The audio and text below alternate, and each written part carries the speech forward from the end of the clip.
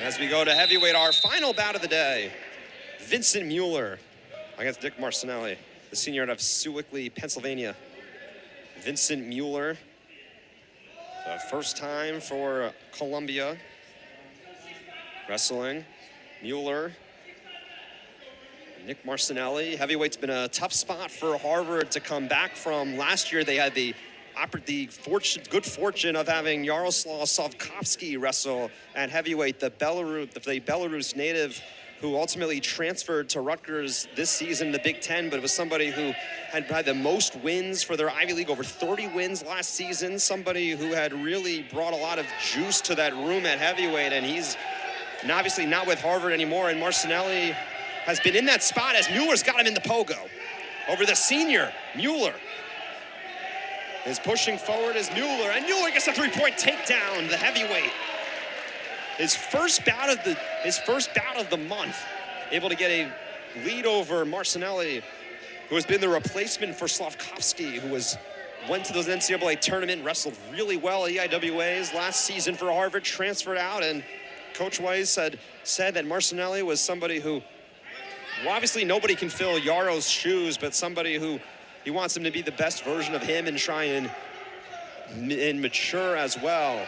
As another thunderous takedown, another thunderous slam from Mueller, and Vin controlling the backside of Marcinelli, who the senior, who was pinned last time out by Cornell's Luis Fernandez, hasn't wrestled in a couple bouts, mind you, and trailing 3-0 with running time close to a minute for Mueller. The minute 10 to go in the first, and it's been all Vin Mueller. Mueller working on that right side. They've used Jeffrey Crooks last time out. Now this time they turn to Nick, and Mueller all over him. The refs counting off with Mueller just steadying himself on the back of Marcinelli. Trying to stand up, his right knee bent.